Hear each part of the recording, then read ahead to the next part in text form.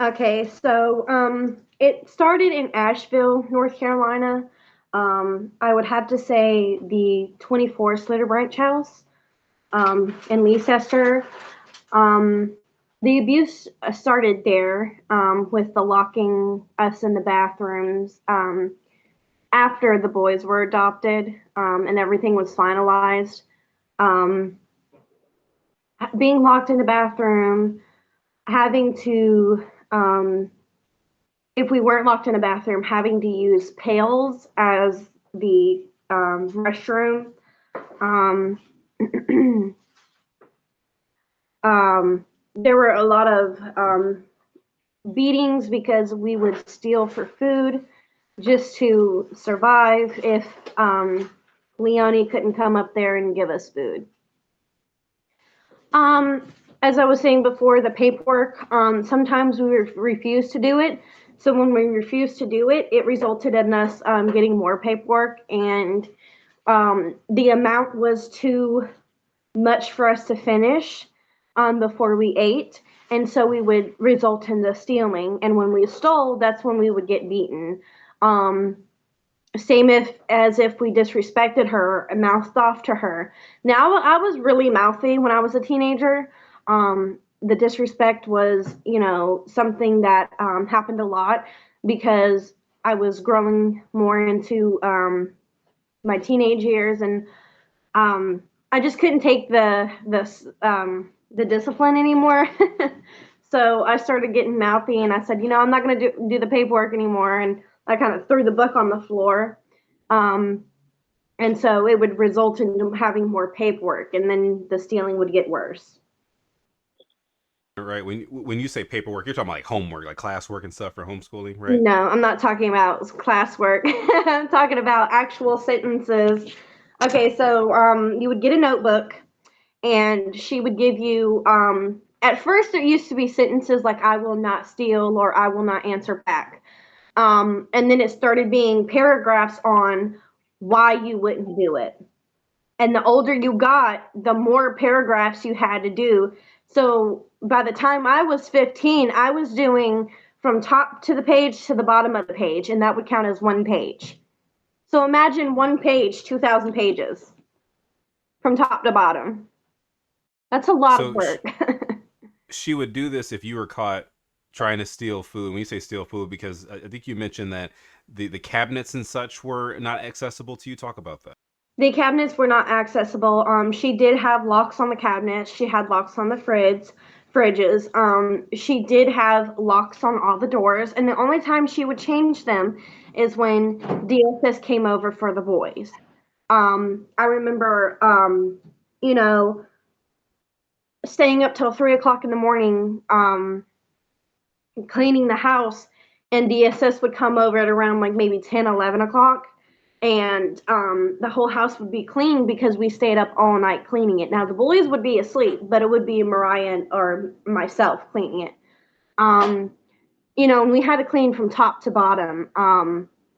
And just imagine being hungry cleaning the house.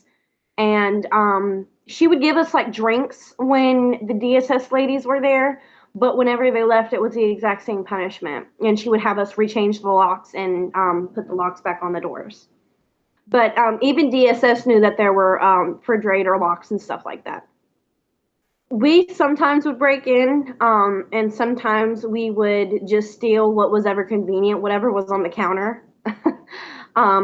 If she went grocery shopping, we would take the stuff in the back. I remember one time she bought over 3 grand worth of emergency groceries and put them all in the garage.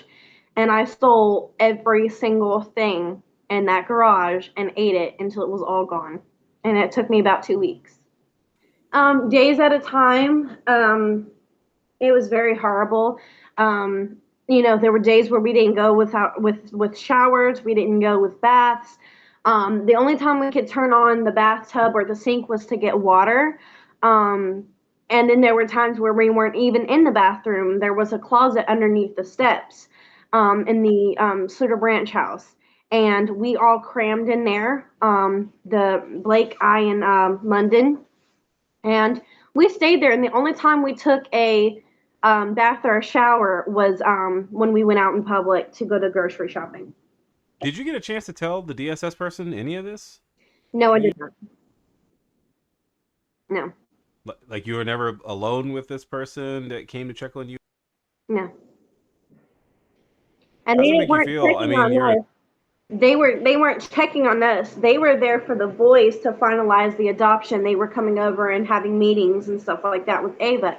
So there was never a time for me to say, "Hey, this abuse is happening." And plus, on top of that, I was honestly afraid to tell anybody.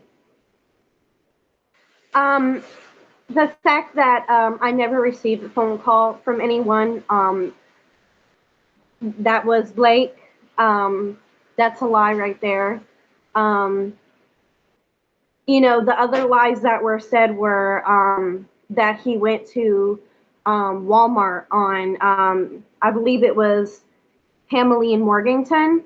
That Walmart has been closed for 4 years. And if he would have left around the time that she said, it would have been closed. So that's a lie. And even the police officer or the police operator even said that place has been closed. yeah. I think it was. I think the street was Ramsey Street. I think that was a Walmart that was there. That was in the When police she said report. the neighborhood mart though, so I know exactly where she's talking about because it's only like 5 minutes away from the Eichelberger house. Okay, so yeah, so what you're saying is what was because the police report that the night we accessed the 911 calls through had like a different address. It had the Walmart address, but you're saying the 911 call had the neighborhood mart. So you're kind of saying, are you saying the story's not matching up from what? It is definitely not matching up. And if she even still got the Ramsey Street Walmart, it just doesn't make sense because she said the neighborhood mart.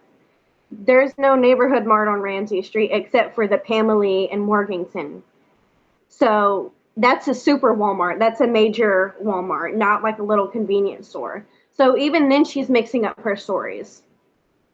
I want to talk just in terms of timeline of when you lived with Avantae Deven. So you mentioned I think it's Slater Branch House that's in Asheville, right? Yes, And literally. then what houses did you live in to your remembrance of in Fayetteville?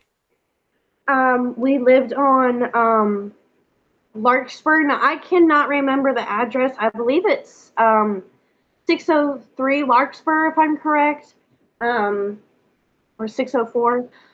We moved there first, and we were renting a house on Larkspur, and it was a blue house. Um, we stayed there for less than maybe 6 months, and then that's when we moved to the Eichelberger. So, if you had to say anything to Avante, if she could see this interview, I asked you this before. What would you say specifically to her? Because these are obviously some big allegations that you're saying here.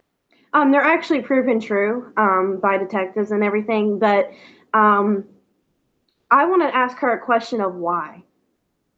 Why the lies of the names? Why adopt us all kids? Was it just for money, or was it actually because you wanted to adopt kids? Um, and it's time to come out. Like, stop hiding. It's not, you're digging yourself a deeper hole.